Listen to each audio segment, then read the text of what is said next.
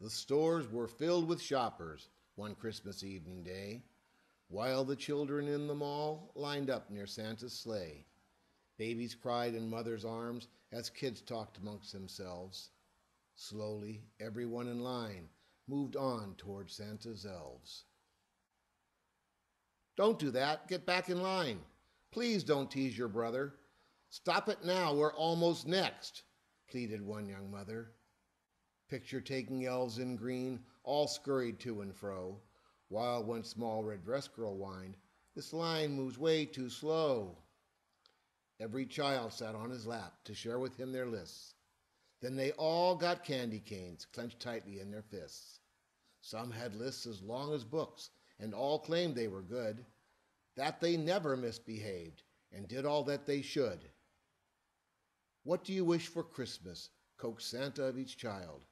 "My two front teeth," beamed one boy, who showed gaps when he smiled. "And I want some caws and twucks, a crossbow and a gun." Santa shook his head and said, "I can't bring weapons, son." "A baby doll that I can change, and if she's hungry, feed," softly answered one blonde girl before she showed her greed.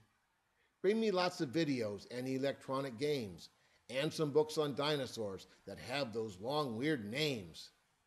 And I want a new doll house, a player for CDs, makeup and some nice new clothes, and money if you please." Tenderly he picked her up to set her on the floor, when she turned to him and said, "I'm not done yet, there's more. Anything that I forgot that you might think I'd like, you can bring me Christmas Eve, and don't forget a bike."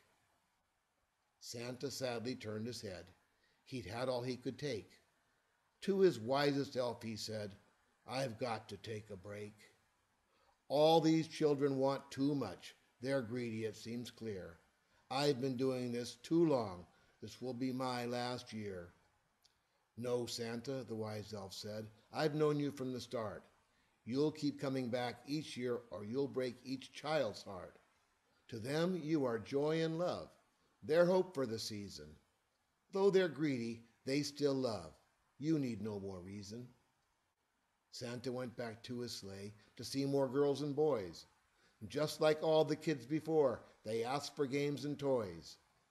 Inline skates, electric trains, and games of every sort were asked for by all the boys, plus bats and balls for sport. Doll accessories for play, from homes to clothes to cars, made the list of many girls, plus magazines of stars. All kids asked for clothes for school and TVs for their room. Then they asked for VCRs and things to help them groom.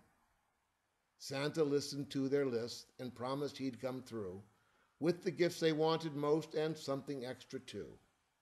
Just as Santa had lost all hope, a boy sat on his knees, who turned with sad eyes and said, "Santa Claus, help me, please. At last week's Christmas parade, when everybody cheered, Tim, my brother, slipped away, and now he's disappeared. We look for him everywhere and call the police too. We can't find him anywhere. That's why I've turned to you. When you visit every house, as you will Christmas Eve, you can find the gift I want and bring it, I believe. Santa, I can't sleep at night. My nightmares just won't end. All the time I think of him. You see, Tim's my best friend. We've not heard a word from him and thought he'd never roam. You ask what I want this year? Please bring my brother home." Then the boy began to cry as Santa's eyes welled too. He hugged him and gently said, "Let's see what I can do. First I need a picture, son, that clearly shows his face, and a good description too, so I can start to trace." Santa got the things he'd need so he would have a chance to find the missing boy somewhere, 'cause he'd have but one glance. On Christmas Eve, Santa knew he'd have his longest night, and he hoped above all else the boy'd come in his sight. Every room of every house, on every street and lane, was searched for the missing boy, but it was all in vain. Then, as Christmas Day arrived, and he'd checked the last room, without finding the lost boy, his heart was filled with gloom. He began to rub his eyes while thinking just one thing, going back to tell the lad the gift he could not bring. Quickly his eyes filled with tears. He'd never felt so bad as he did that Christmas day, and then he got real mad. Back he went to every house, on every street and lane, pounding doors with fists. Folks thought perhaps he'd gone insane. "Where's the missing boy?" he screamed, his arms thrust in the air. "I must find the boy named Tim. He must be here somewhere." Recklessly he drove his sleigh much faster than before, to each house and every place, still pounding every door. Faster still he drove his team, so fast they shook the ground, and though he searched the whole world twice, Tim still could not be found. Santa knew his search had failed as he dodged a church spire. When he broke a young child's heart, he knew he must retire. Back he went to tell the boy, as hard as it would be, when he saw a place he'd missed, a house up in a tree. Could the missing boy be here, right in his own hometown? Santa thought, then heard a voice. "Please help, I can't get down." Searching for the faceless voice, he saw a broken rope. Then a tiny face appeared, and Santa had new hope. He looked hungry and quite tired, and he had lost one shoe.